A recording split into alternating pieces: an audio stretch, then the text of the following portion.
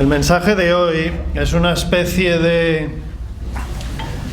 segunda parte de una predicación del verano pasado.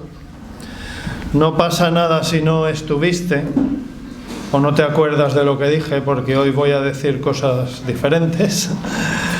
Pero bueno, además hace medio año, fue el verano pasado. Pero bueno, más que una segunda parte, es más bien una continuación, por decirlo de alguna manera. Si tenéis la Biblia abierta en Mateo 16, estaremos en este texto. Y hay un momento dado en el ministerio de Jesús en el que Jesús les pregunta a los discípulos a ver qué piensa la gente sobre él. Esto es en el versículo 13. Y luego les pregunta en el versículo 15 a ver qué es lo que piensan ellos. Y lo vemos, si tenéis. Versículo 13 dice: viniendo Jesús a la región de Cesarea de Filipo, preguntó a sus discípulos diciendo: ¿quién dicen los hombres que es el Hijo del Hombre? Y luego, si saltamos al 15, les pregunta a ver qué piensan ellos. Versículo 15: Él les dijo: ¿y vosotros quién decís que soy yo? Y Pedro contesta en el versículo 16, lo voy a poner en pantalla, que se quede así en pantalla, 16, 17, 18. Pedro contesta en el versículo 16 que Jesús es el Cristo, es decir, aquel Mesías anunciado desde la antigüedad. Y acaba sus palabras, además, por si no quedaba ninguna duda, por si quedaba alguna duda, mejor dicho, diciendo que Jesús era el Hijo de Dios. A lo cual Jesús contesta a partir del versículo 17 y responde algo que es bastante consecuente con el versículo 16, algo bastante normal, en consecuencia con el versículo 16, algo bastante lógico. Entonces le respondió Jesús, versículo 17: bienaventurado eres, Simón, hijo de Jonás, porque no te lo reveló carne ni sangre, sino mi Padre que está en los cielos. Lo que no es tan previsible y es el versículo 18. Y yo también te digo que tú eres Pedro, y sobre esta roca edificaré mi iglesia, y las puertas del Hades no prevalecerán contra ella. Jesús podía haber terminado en el versículo 17 y hubiera estado bien. Pero no, curiosamente Jesús sigue hablando y tenemos los versículos 18 y 19. Pero bueno, ya os avanzo que el 19 y tampoco el 20 hoy no los vamos a ver. Hoy nos vamos a centrar en el 18. El 18 que dice: y yo también te digo que tú eres Pedro, y sobre esta roca edificaré mi iglesia, y las puertas del Hades no prevalecerán contra ella. Ahora a lo mejor alguno se acuerda, ya sé que es el verano pasado, pero bueno, si estabais a lo mejor os acordáis del día en que hablé de esto, porque estuve comentando este mismo versículo 18 y estuve hablando de la mala interpretación que ha habido a lo largo de la historia de este versículo 18. Pero claro, si ya vimos el versículo 18 el verano pasado, entonces, ¿por qué otra vez hoy hay que ver el versículo 18? Pues porque es sencillo, porque aquella vez me centré en la primera parte, lo de la roca, la primera parte del versículo, y hoy, si Dios lo permite, me centraré en la segunda parte, que es lo de las puertas del Hades. Hoy nos vamos a centrar en eso. Y aquella predicación, si alguien la quiere escuchar, pues está en los canales de internet de la iglesia, se puede ver o escuchar.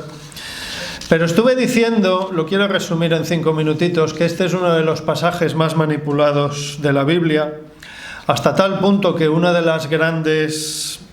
gran doctrina equivocada descansa completamente sobre este pasaje.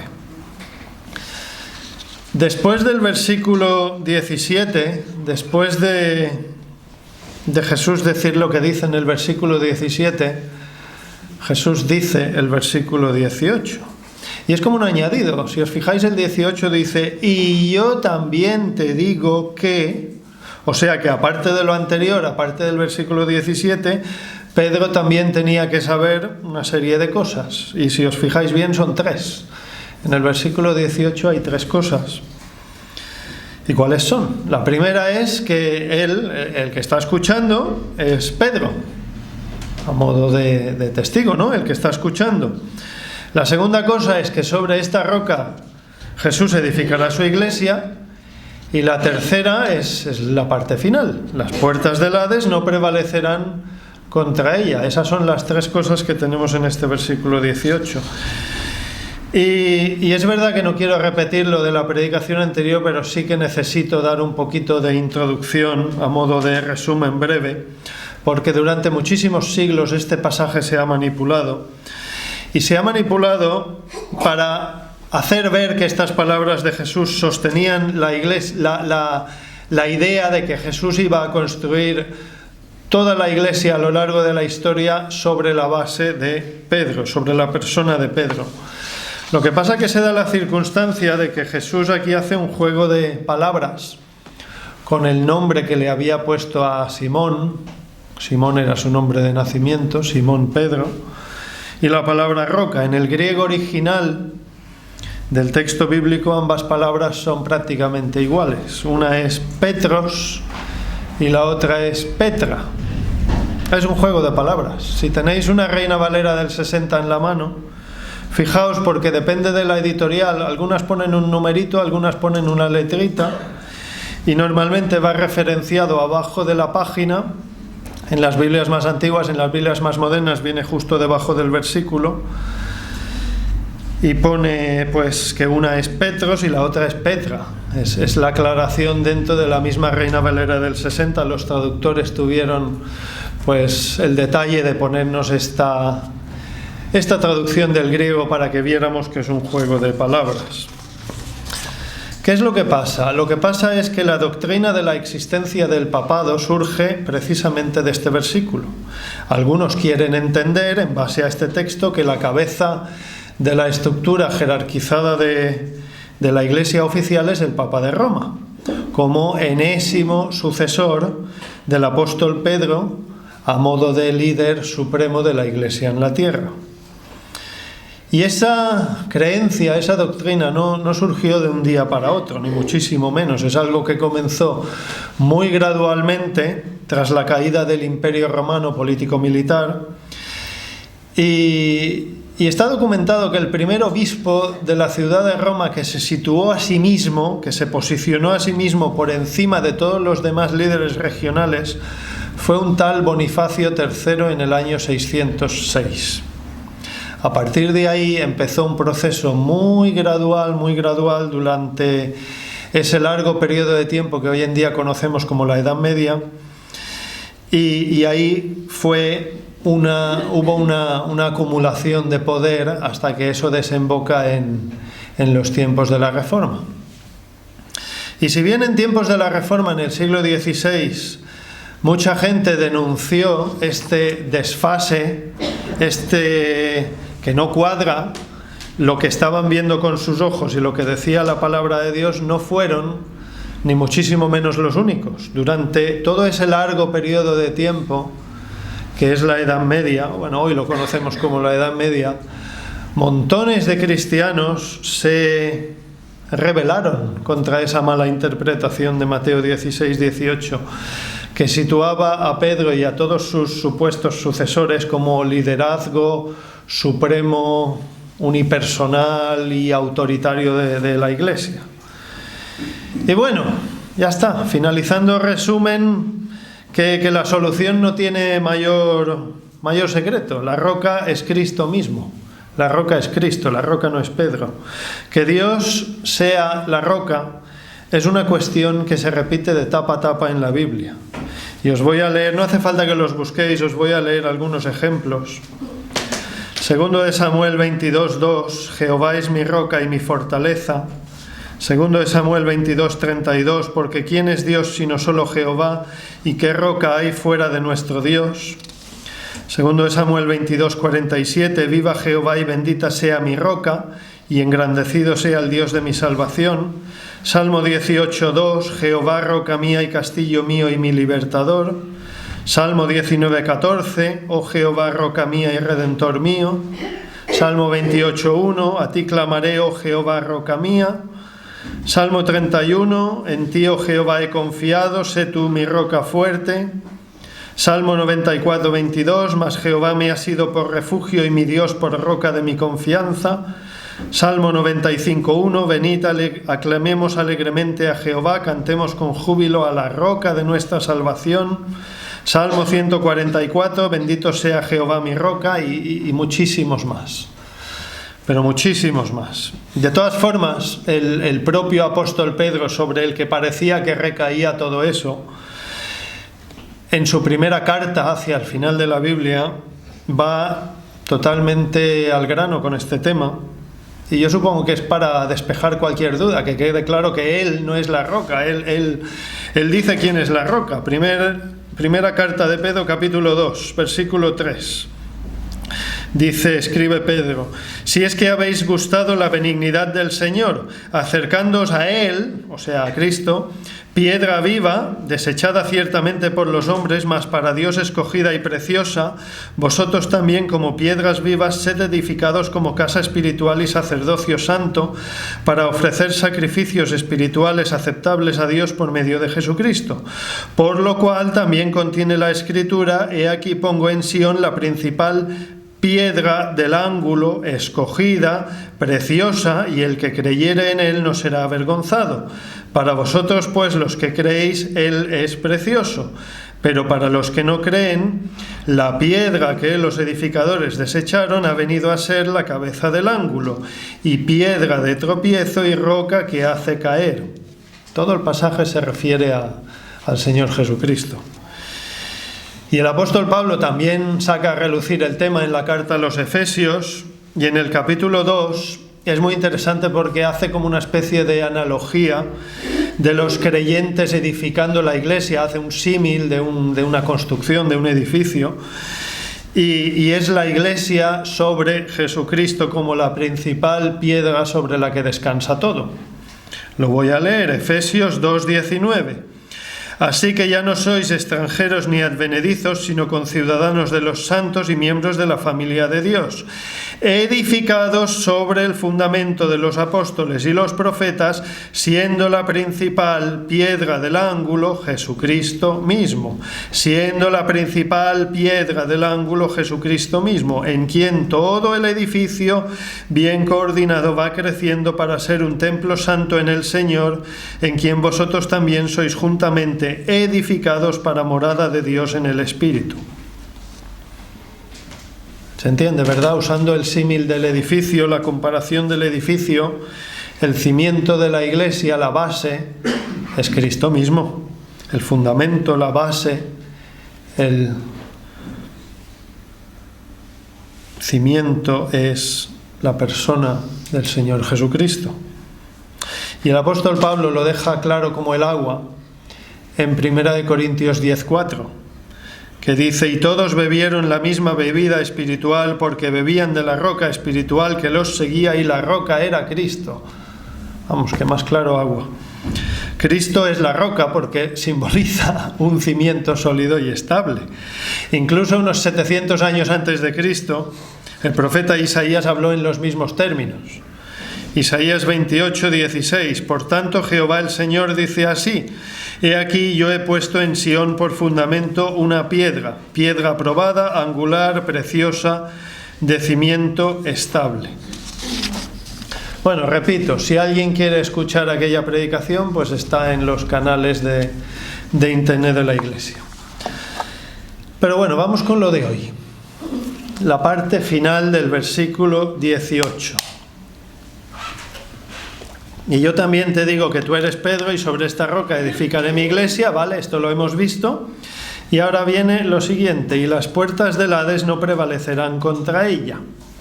Las puertas del Hades no prevalecerán. De esto vamos a hablar hoy. ¿Por qué? Pues porque es algo que no es precisamente fácil de entender. Y creo que es bueno explicarlo para que se entienda un poquito mejor. En el mensaje del verano pasado dije que no comentaría esto de las puertas del Hades, pero que resumiendo muchísimo era una referencia al enemigo. Solo dije eso, no dije nada más. que básicamente significa que el enemigo no iba a prevalecer. No dije nada más, pero bueno, hoy sí, hoy vamos a ver esto. Las puertas del Hades. Deducimos que estamos hablando de las puertas de algún lugar, ¿no? ¿Qué lugar es el Hades?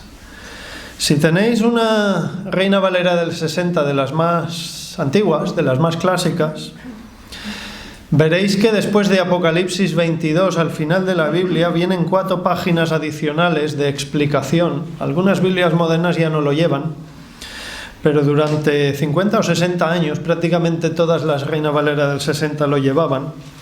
Eran 2 páginas de pesos y medidas, que era lo de aquella época, las monedas, los pesos, las distancias, las medidas de capacidad, los líquidos, ¿no? Era un poquito de comparación para que se entiendan las formas de medir, capacidades, distancias, pesos en la época antigua. Y luego venían 2 páginas más, que es la que me interesa, son esas 2 páginas de glosario. Algunas editoriales modernas ya no lo incluyen, pero bueno, si lo tenéis en vuestra Biblia lo podéis mirar. Y ahí se explican algunas pocas palabras de la Iglesia. Es un diccionario muy breve y muy reducido. Es tan reducido que solo son 2 páginas. O sea que es muy breve, muy breve, muy breve. Pero bueno, es interesante porque tiene algunas explicaciones de palabras difíciles y se comentan algunas palabras griegas y hebreas que los traductores de la Reina Valera del 60 decidieron transliterar y no traducir. Transliterar significa poner en castellano tal cual los sonidos del hebreo o del griego. Y decidieron no traducir esas palabras. Y ahí está lo del Hades, lo digo por eso. Pues si tenéis una de estas Biblias podéis ver la definición de Hades, y si no lo voy a leer. Dice así, el diccionario de la Reina Valera del 60. Hades, : vocablo griego que designa la morada o región de los muertos y que equivale al Seol hebreo véase. Y esto de véase lo pone porque en la segunda página viene la definición de Seol, y ya que estamos vamos a verla. La palabra hebrea que viene a significar más o menos lo mismo. Y en la zona de la S veréis que pone Seol, : hebreo Sheol, y aquí viene la definición. Nombre que se daba a la región o morada de los muertos y que se suponía en lo profundo de la tierra, por lo que en algunos pasajes es sinónimo de sepulcro. Sepulcro, ya sabéis, está un poquito antigua la palabra, hoy en día diríamos más bien tumba, pero bueno, creo que se entiende. Bueno, ya está, ya podéis volver a Mateo 16, ya basta con el diccionario. Solo quería que viéramos lo que pone y que nos quedemos con la idea, porque la idea que transmite este diccionario está bastante bien. El Hades vendría a ser el lugar de los muertos. Hay 3 palabras en la Biblia que se usan de una forma muy similar, en griego y en hebreo, aunque no significan siempre exactamente lo mismo. 2 ya las hemos dicho, la palabra hebrea Seol del Antiguo Testamento y la palabra griega Hades del Nuevo Testamento, o Hades, pronunciado con J. Luego hay una tercera palabra que es Gehenna, y en ocasiones se simplifican las traducciones de estas 3 palabras y se pone infierno y punto.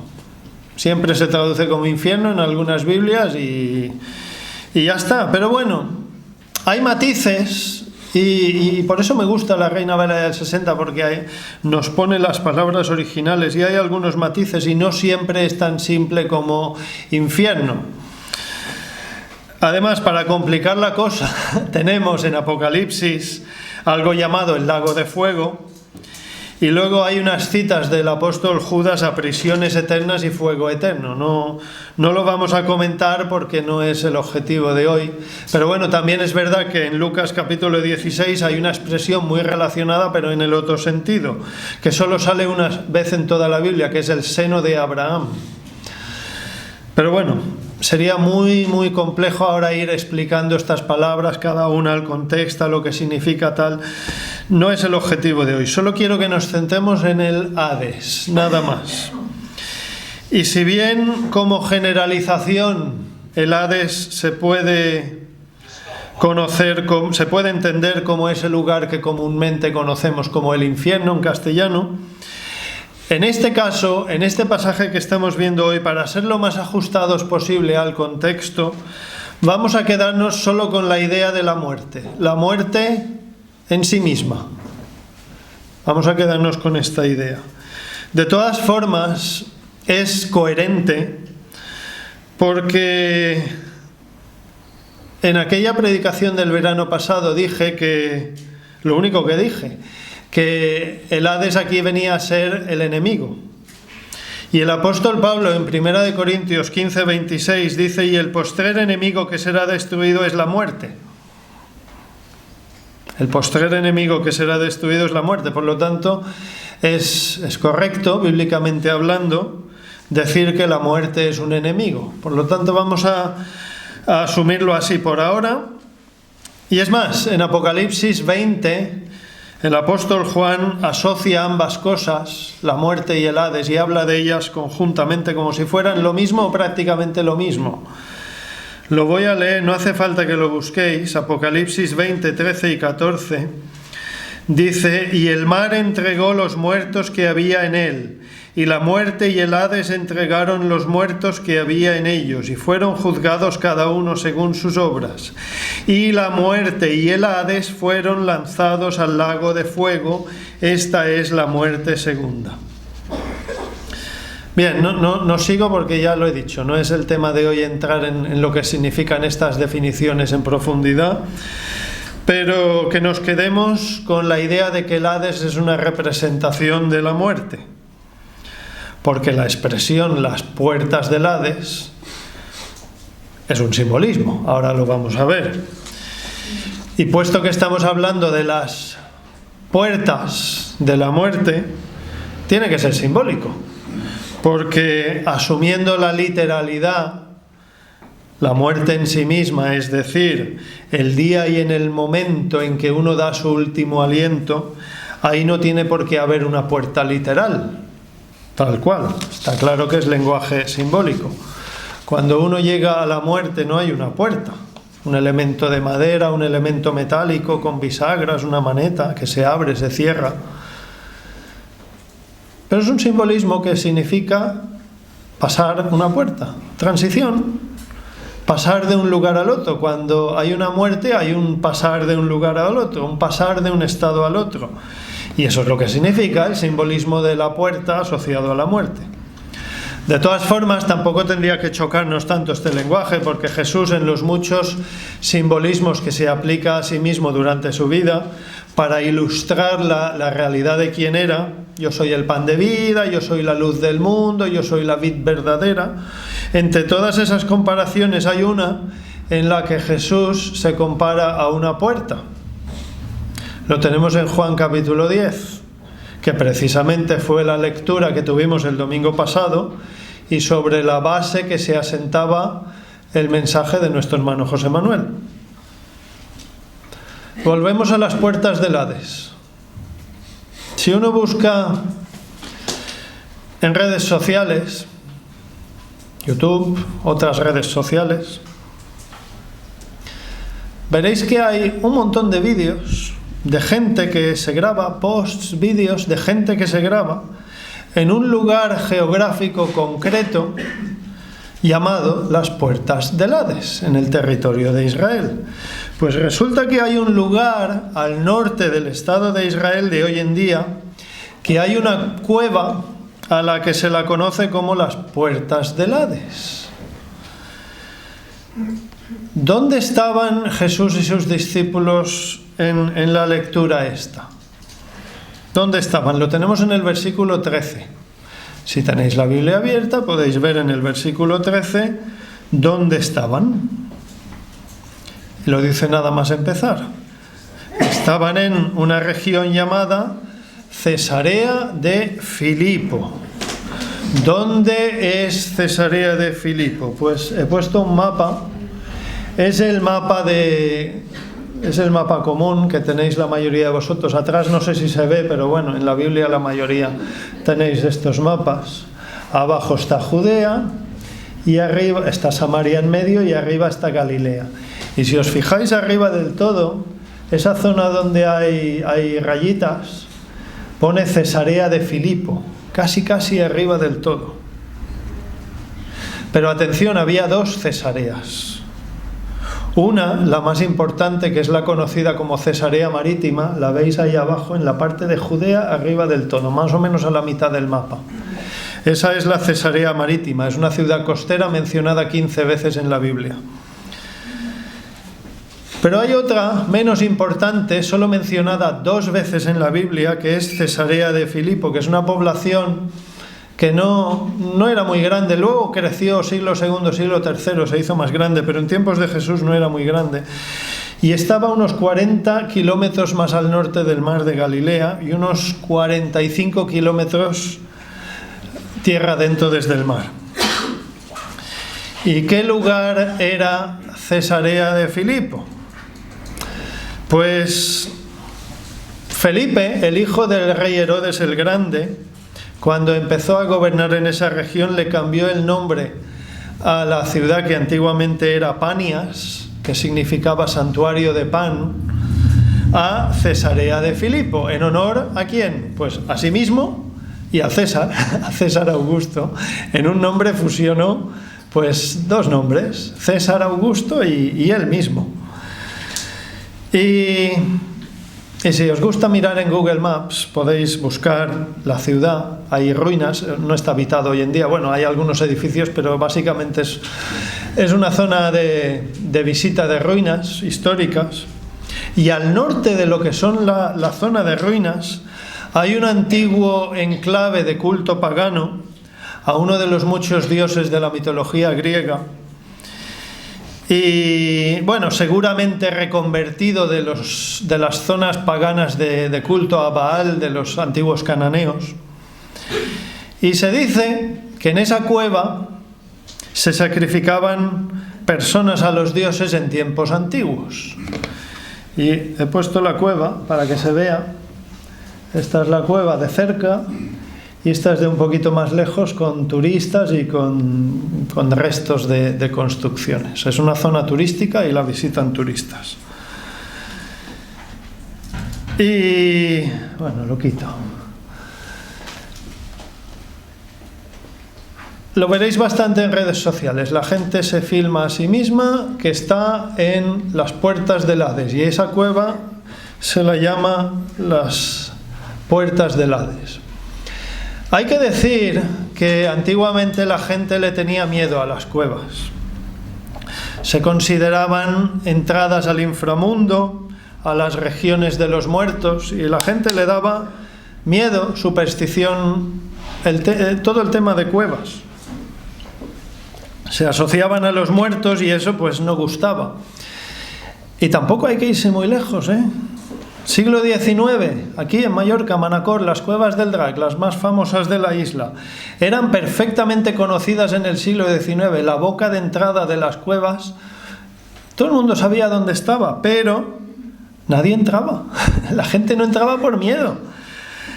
Unos 20 años antes de que se investigaran a fondo las cuevas del Drac, que fue en 1896, un espeleólogo francés, unos 20 años antes, creo que era, un padre y un hijo catalanes les dio por entrar en la cueva y se perdieron. Y los salvaron, sí que los salvaron, pero costó mucho que la gente de Manacor y de toda la zona entraran en la cueva para rescatarlos, porque la gente no quería entrar. La gente le daban miedo escénico a las cuevas, les daban pánico.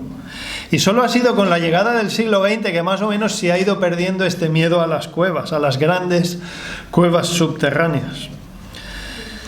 Pero bueno, volvemos a nuestro tema. Cesarea de Filipo. Estamos en Cesarea de Filipo. La gente que va allí hoy se graba en redes sociales mostrando el lugar, que está bien acondicionado para el turismo, y aprovechan para asociar este texto que hemos leído hoy y que conocemos como la Confesión de Pedro a esa zona, y muy en particular. El único momento en el que se sabe que Jesús estuvo en aquella zona, Jesús dijo que las puertas del Hades no prevalecerían contra la Iglesia.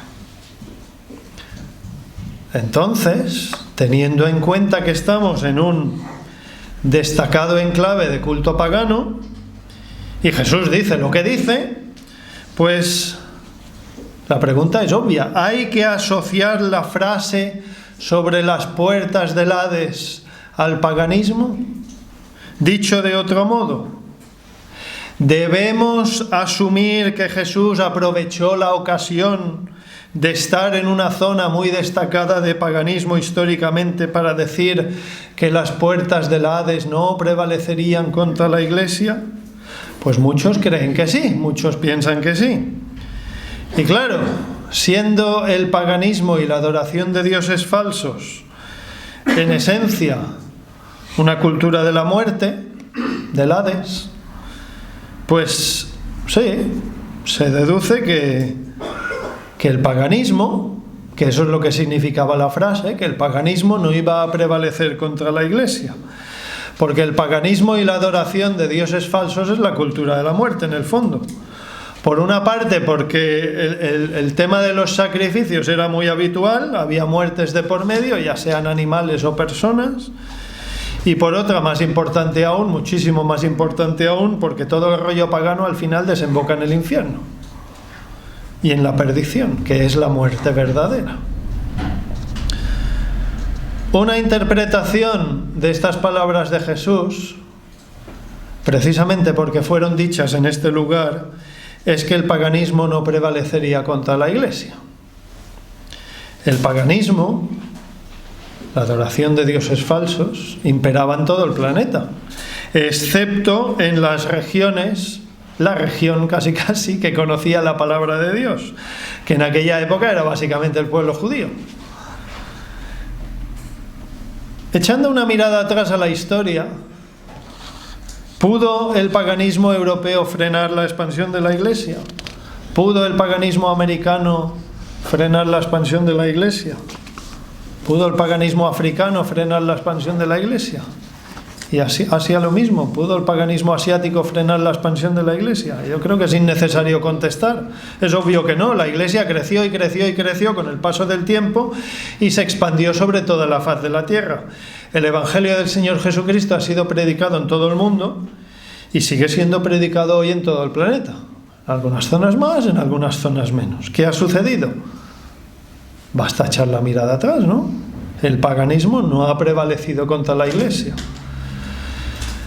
Entonces, nos quedamos con la idea de que las puertas del Hades son en cierta manera una representación de la cultura de la muerte, o sea, de todo el abanico de paganismo y adoración de dioses falsos. ¿Significa que la Iglesia iba a crecer basada sobre la roca, que es Cristo, y se iba a expandir sobre toda la faz de la tierra sin que el poder de Satanás pudiera frenarla?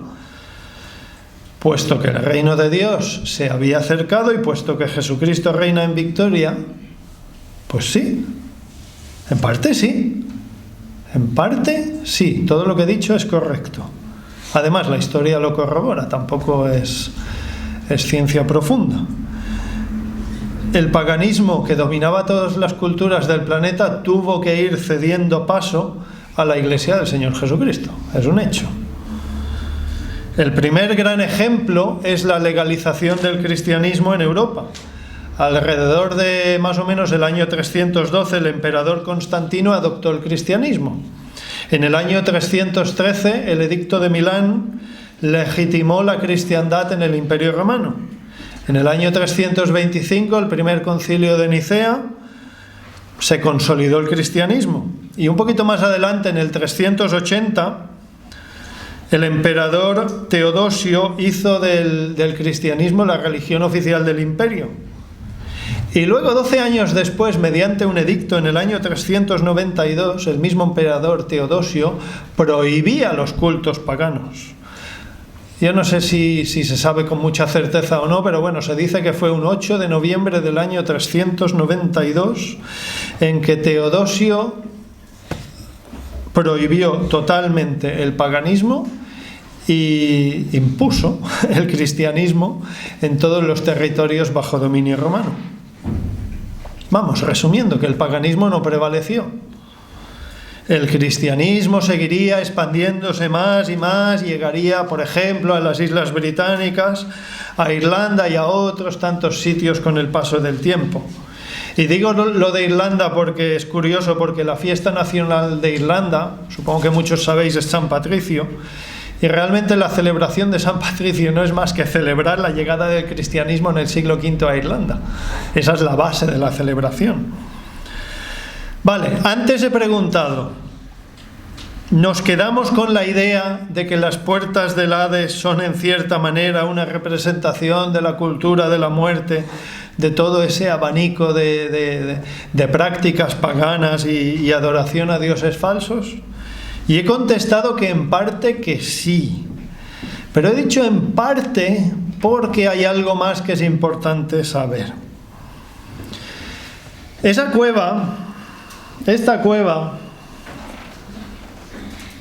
de Cesarea de Filipo, en la que al parecer se practicaban cultos paganos, yo sé que es conocida hoy como las puertas del Hades. Y es un atractivo turístico, vale. Pero hay que ir con cuidado con dar las cosas por sentado. ¿Esa cueva era conocida como las puertas del Hades en tiempos de Jesús? Ahí está la cosa. Si bien es cierto que ahí, en esa misma zona, había un enclave de culto pagano al dios griego Pan, no parece haber evidencia documental histórica alguna de que ese lugar fuera conocido como las puertas del Hades. Nada, no hay nada. Es más, por lo que he podido ver, no hay un solo registro histórico de esa nomenclatura, dado a la cueva, claro, que a la cueva se la llame puertas del Hades, hasta la segunda mitad del siglo XX. Todo parece indicar, y los que lo han indagado, todos llegan a la misma conclusión, de que llamar a esa cueva las puertas del Hades es una invención a modo de atractivo turístico. Posiblemente inventado por los guías turísticos de la zona, pues para atraer más turismo, yo qué sé. O tener más rollo para explicar a los turistas, para impresionar más a los turistas.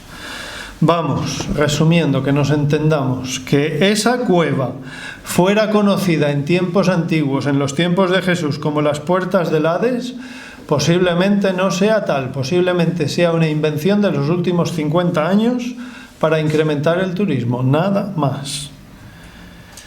Pero digo posiblemente porque tampoco lo voy a decir a ciencia cierta, porque lo que sí es cierto, y de esto hay muchísimo registro histórico al respecto, es que los alrededores de esa cueva eran una zona de culto pagano en la antigüedad. Lo he explicado antes, de los antiguos habitantes de Canaán y luego de los griegos.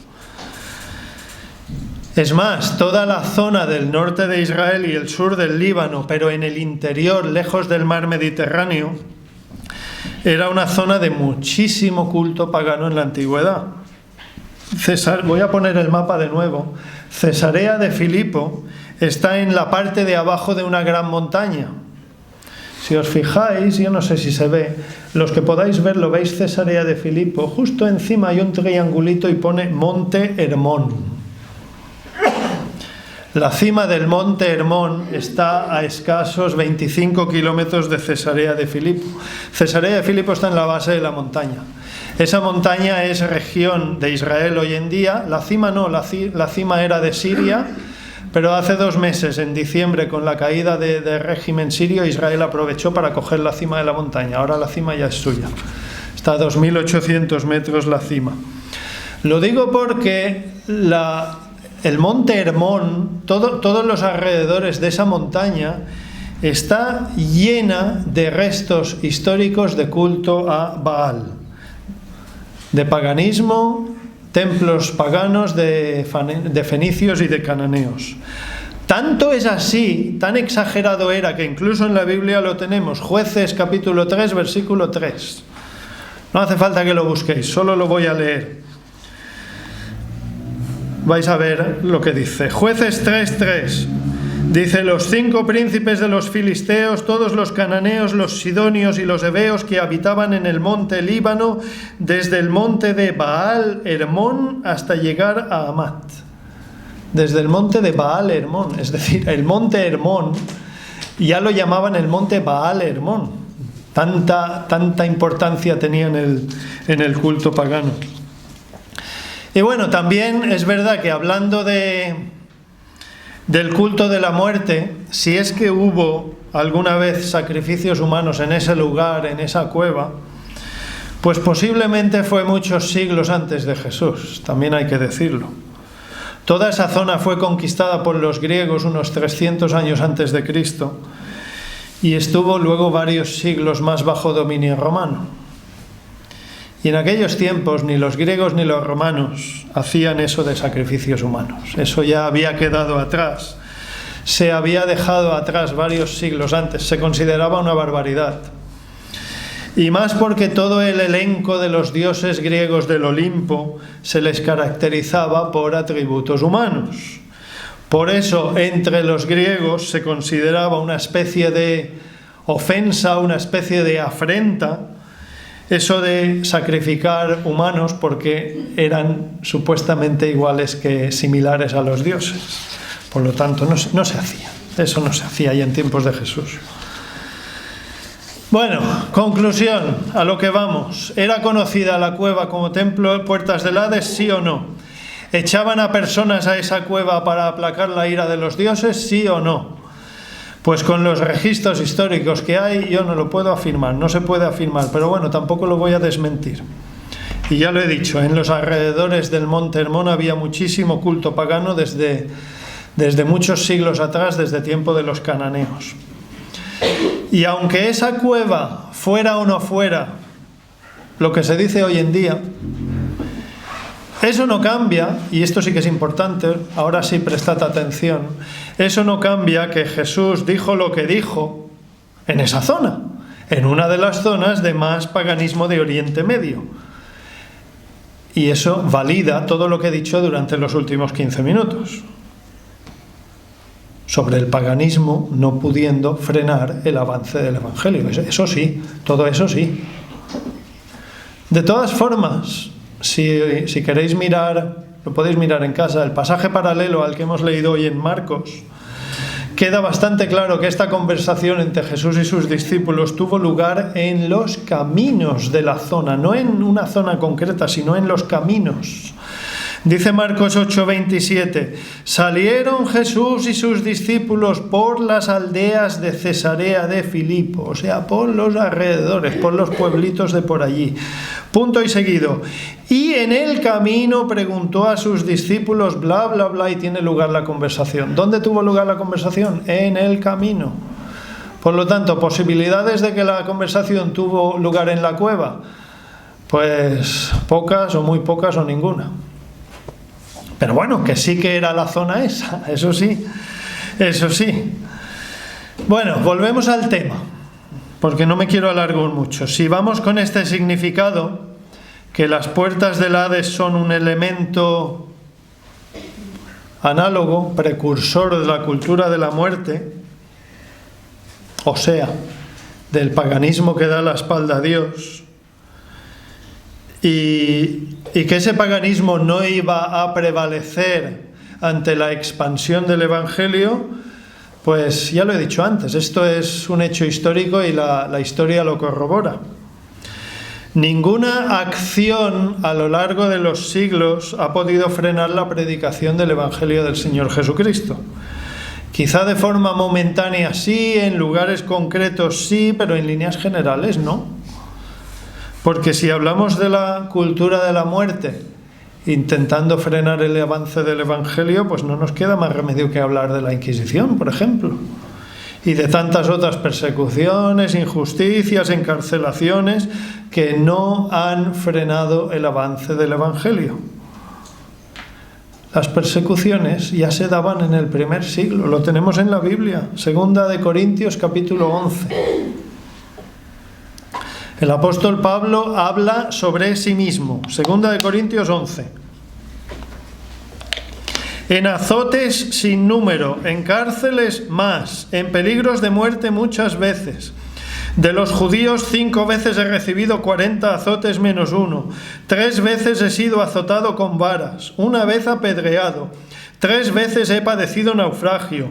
1 noche y 1 día he estado como náufrago en alta mar.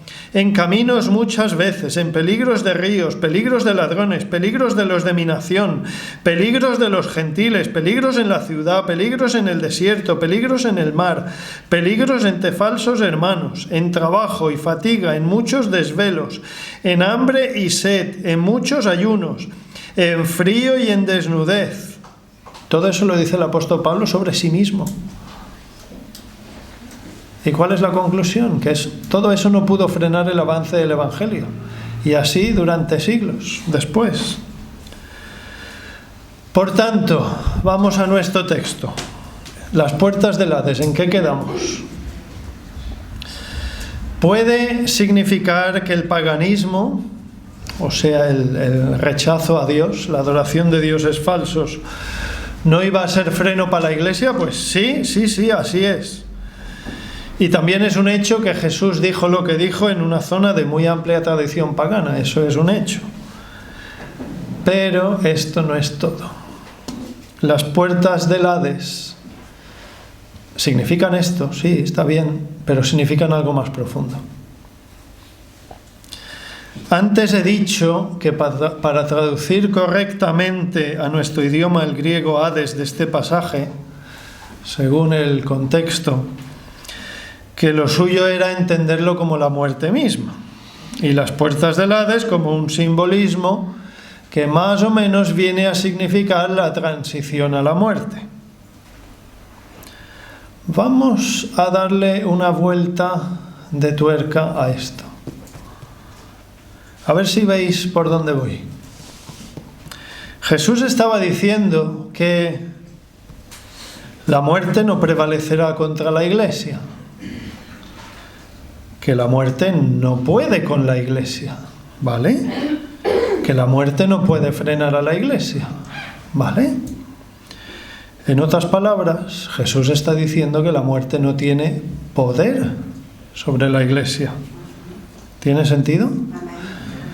Y para ser más concretos, siendo justo con lo que dice el texto, hay que tener en cuenta lo de la puerta, ¿no? Por lo tanto, lo que Jesús estaba diciendo es que la transición a la muerte no prevalecerá, no prevalece contra la Iglesia. Que la transición a la muerte no puede frenar a la Iglesia. Que la transición a la muerte no tiene poder sobre la Iglesia. ¿Y qué es la Iglesia? Un puñado de sillas y 4 ladrillos y cemento y un aire acondicionado. ¿Es eso la Iglesia? Los creyentes, ¿no? ¿Se entiende ahora? Jesús estaba diciendo que la muerte no tiene poder sobre la Iglesia, que la muerte no tiene poder sobre cada creyente, que la muerte no tiene autoridad sobre el alma del creyente, que la transición a la muerte no tiene autoridad sobre el alma del creyente, que la transición a la muerte no le hace ni un rasguño al alma del creyente. Por eso el apóstol Pablo en Romanos 8 dice: antes en todas estas cosas somos más que vencedores por medio de aquel que nos amó, por lo cual estoy seguro de que ni la muerte, ni la vida, ni ángeles, ni principados, ni potestades, ni lo presente, ni lo porvenir, ni lo alto, ni lo profundo, ni ninguna otra cosa creada nos podrá separar del amor de Dios que es en Cristo Jesús, Señor nuestro. Y en 1 Corintios capítulo 15, el apóstol Pablo habla a creyentes y dice: he aquí os digo un misterio. No todos dormiremos, pero todos seremos transformados. En un momento, en un abrir y cerrar de ojos, a la final trompeta, porque se tocará la trompeta, y los muertos serán resucitados incorruptibles y nosotros seremos transformados. Porque es necesario que esto corruptible se vista de incorrupción y esto mortal se vista de inmortalidad. Y cuando esto corruptible se haya vestido de incorrupción y esto mortal se haya vestido de inmortalidad, entonces se cumplirá la palabra que está escrita: sorbida es la muerte en victoria. ¿Dónde está, oh muerte, tu aguijón? ¿Dónde, oh sepulcro, tu victoria? Ya que el aguijón de la muerte es el pecado y el poder del pecado la ley, mas gracias sean dadas a Dios que nos da la victoria por medio de nuestro Señor Jesucristo. El apóstol Pablo se burla de la muerte. Se burla del poder de la muerte, que ya no tiene potestad alguna sobre el alma del creyente. En Adán todos mueren, pero todos los que están en Cristo Jesús viven. ¿Os acordáis que he dicho al principio que una de las posibles traducciones de Hades era sepulcro? ¿Os acordáis, no? Tumba, hoy en día diríamos tumba. No es lo mismo exactamente, pero bueno, más o menos, se entiende. Dice Pablo, en lo que acabamos de leer: ¿dónde está, oh muerte, tu aguijón? ¿Dónde, oh sepulcro, tu victoria? El Hades, ¿no? Estamos hablando del Hades. El apóstol Pablo se burla del poder de la muerte porque ya no tiene autoridad sobre los creyentes. Para la Iglesia, para los creyentes, hay victoria en Jesús. Primera de Juan, capítulo 5, porque todo lo que es nacido de Dios vence al mundo, y esta es la victoria que ha vencido al mundo, nuestra fe. ¿Quién es el que vence al mundo sino el que cree que Jesús es el Hijo de Dios? Vencer al mundo, en este texto que acabo de leer de la carta del apóstol Juan, viene a ser lo mismo que vencer a la muerte. Vencer al mundo, vencer a la muerte. La muerte ya no prevalece, ya no tiene poder sobre el alma del creyente. Por tanto, el creyente vivirá para siempre junto a Cristo. No hay muerte verdadera para el creyente. Jesús dijo en Juan 8:51: de cierto os digo, que el que guarda mi palabra nunca verá muerte. Apocalipsis 2:11: el que venciere no sufrirá daño en la segunda muerte. Capítulo siguiente, Apocalipsis 3: el que venciere será vestido de vestiduras blancas, y no borraré su nombre del libro de la vida, y confesaré su nombre delante de mi Padre y delante de sus ángeles. Romanos capítulo 6: y si morimos con Cristo, creemos que también viviremos con Él. Sabiendo que Cristo, habiendo resucitado de los muertos, ya no muere, la muerte no se enseñorea más de Él. Última vuelta de tuerca y termino. La última. Vamos al texto. Y yo también te digo que tú eres Pedro, y sobre esta roca edificaré mi iglesia, y las puertas del Hades no prevalecerán contra ella. Las puertas del Hades, ya lo tenemos claro. No prevalecerán, también lo tenemos claro. Contra ella, ¿lo tenemos claro? ¿Contra ella quién? ¿Contra la iglesia? Es lo que hemos dicho, ¿verdad? Es lo que hemos dicho. Y sobre esta roca edificaré mi iglesia, y las puertas del Hades no prevalecerán contra ella. Las puertas del Hades no prevalecerán contra quién. ¿Quién es ella? Es la iglesia. Yo sé que lo hemos dicho. Que es que ahora me voy a desdecir, voy a decir otra cosa. No me voy a desdecir. No voy a cambiar lo que he dicho hasta ahora, pero mucha atención a esto. No prevalecerán contra ella. ¿A quién se refiere esta ella? Gramaticalmente, basta mirar la frase. ¿A la roca o a la iglesia? Pero claro, si llevo más de media hora argumentando que la muerte no prevalecerá contra la iglesia, y es así, y no me voy a desdecir, pero bueno, ¿y la roca qué? Ella puede referirse también a la roca, vamos a pensarlo.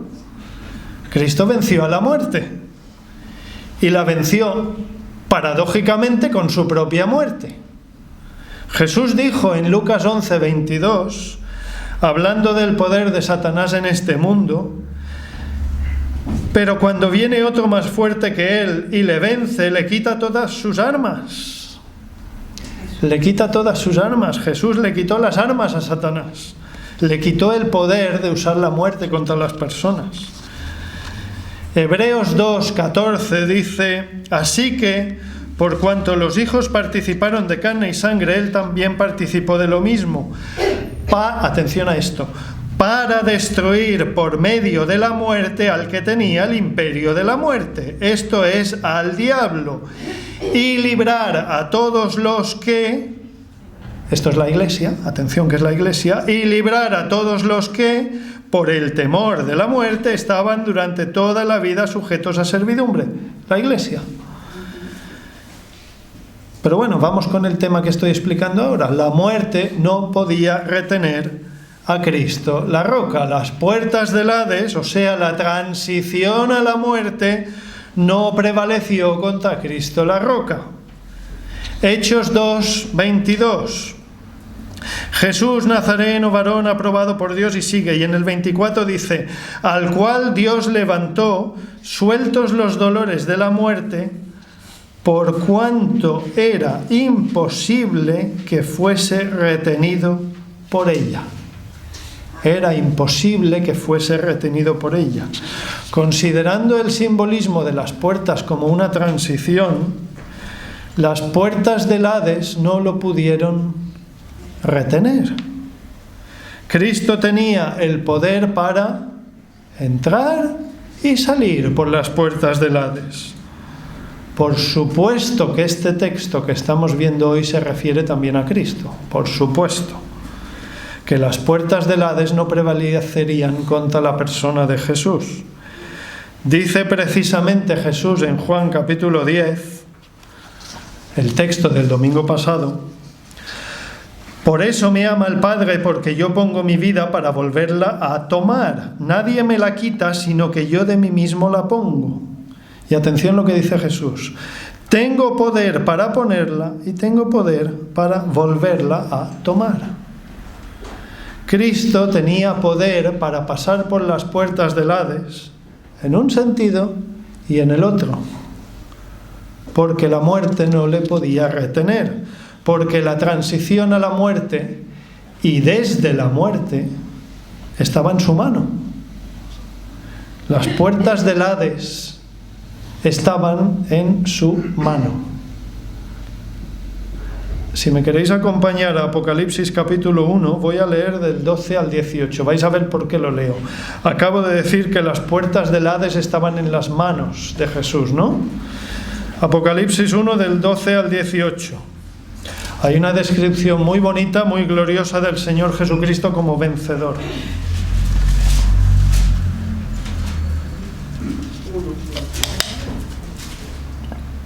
Apocalipsis 1:18. Y me volví para ver la voz que hablaba conmigo, y vuelto vi 7 candeleros de oro, y en medio de los 7 candeleros a uno semejante al Hijo del Hombre, vestido de una ropa que llegaba hasta los pies, y ceñido por el pecho con un cinto de oro. Su cabeza y sus cabellos eran blancos como blanca lana, como nieve, sus ojos como llama de fuego, y sus pies semejantes al bronce bruñido, refulgente como en un horno, y su voz como estruendo de muchas aguas. Tenía en su diestra 7 estrellas, de su boca salía una espada aguda de 2 filos, y su rostro era como el sol cuando resplandece en su fuerza.